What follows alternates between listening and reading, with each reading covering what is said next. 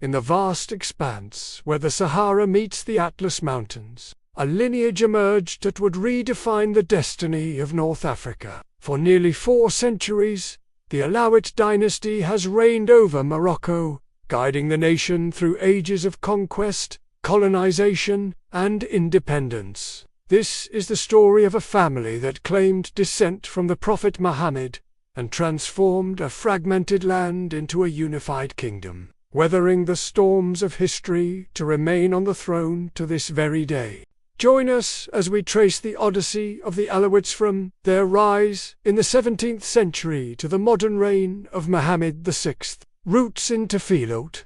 The Alaouite story begins far from the imperial cities, in the fertile oases of Tafilalt, in southeastern Morocco. This region had long been a caravan hub, connecting sub-Saharan Africa to the Mediterranean world.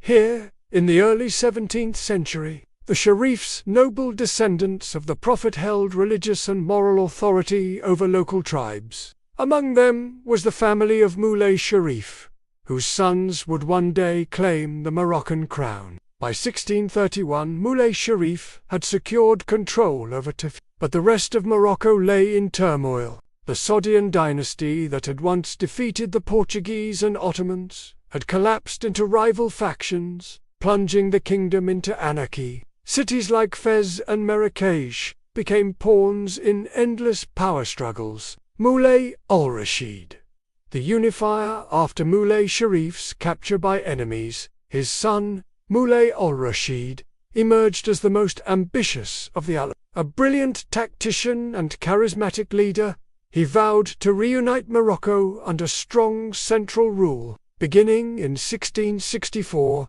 he conquered Sejel Masr and moved northward. In 1660, after defeating the powerful Delayah Confederation and the remnants of Sogdian loyalists, Moulay al-Rashid proclaimed himself Sultan. Over the next 6 years, he subdued Fez, took control of Marrakech, and brought the western ports back into royal hands. He reorganized the administration and minted coins bearing his name, signaling the birth of the Alaouite dynasty as Morocco's legitimate rulers. Tragically, in 1672, while supervising a military parade, Moulay al-Rashid fell from his horse and died. He was in his late 30s.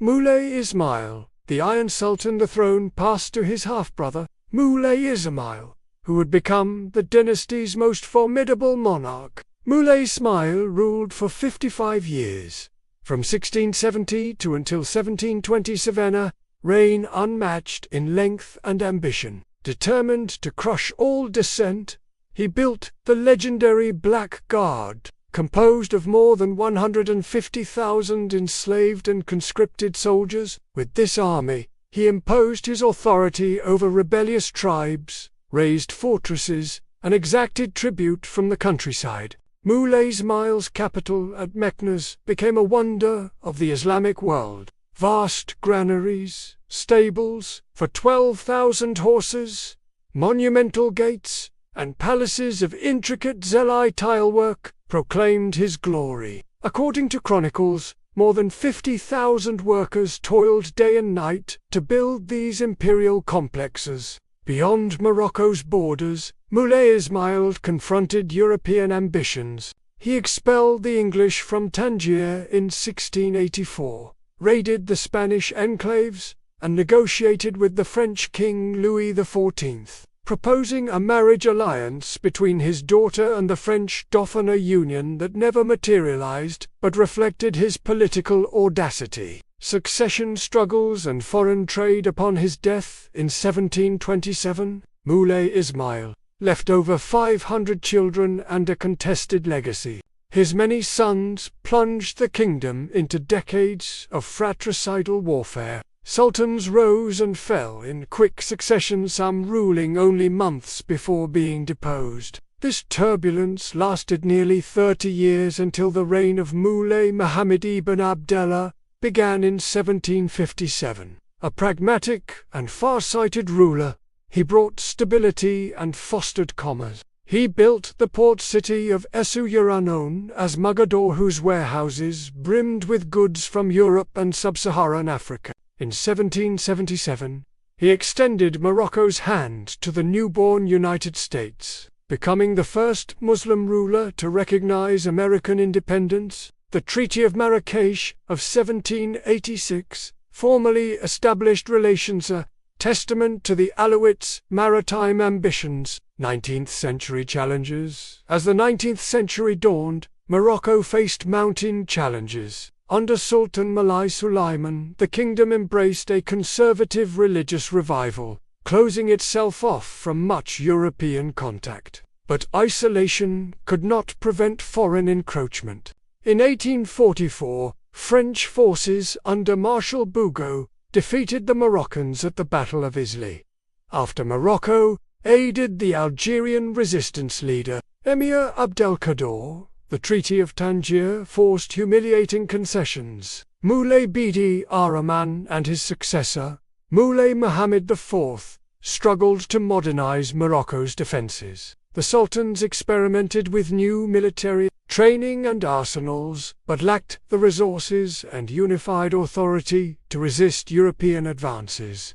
By the reign of Moulay Hassan I, from 1873 to 1894, Morocco had become the object of European rivalry. France, Spain, Germany, and Britain all vied for influence over Moroccan trade, ports, and resources. The path to protectorate in the early 20th century, Sultan Mohammed V faced deepening crises. Tribal revolts erupted as European creditors and advisors gained control of customs revenue.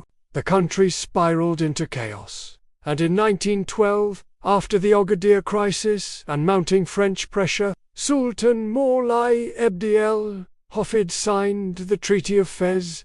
This accord established the French protectorate over most of Morocco, while Spain controlled the northern Rif and the southern Sahara. Though the Alaouite Dynasty remained as sultans in name, true power shifted to French colonial authorities. Resistance and the flame of independence, even under colonial rule, the Alaouite sultans retained immense symbolic importance. In the mountains, fierce resistance continued.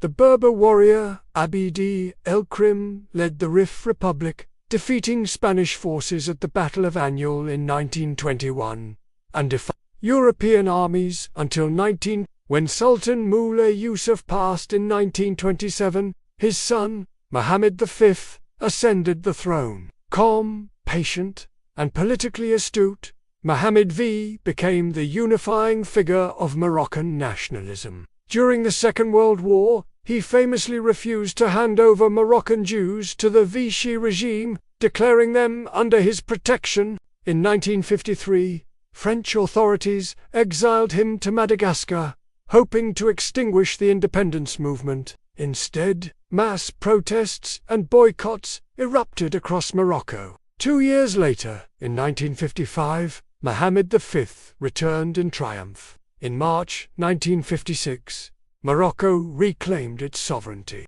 The Alaouite dynasty, once reduced to a puppet institution, was restored as the true custodian of the nation. From sultanate to kingdom. In 1957, Mohammed V formally assumed the title of King of Morocco, inaugurating a new era. His reign laid the foundations for a constitutional monarchy that balanced tradition and modernity. After his passing in 1961, his son Hassan II assumed the throne. An eloquent and determined monarch, Hassan II ruled for 38 years. He survived 2 assassination attempts, including the infamous Skirat coup of 1971, and orchestrated the Green March in 1975 to reclaim the Western Sahara. Mohammed VI and the Modern Age. Since 1999, King Mohammed VI has steered Morocco into the 21st century. His reign has seen major economic reforms,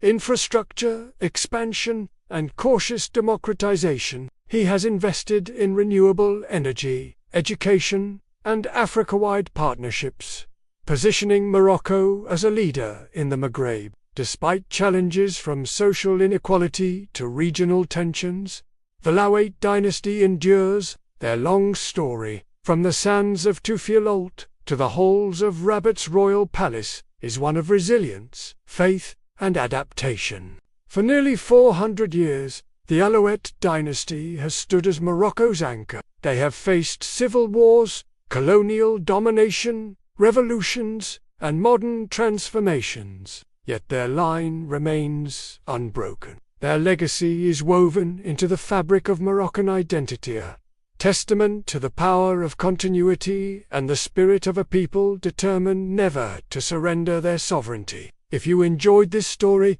don't forget to subscribe for more journeys into the history of Morocco and the wider world.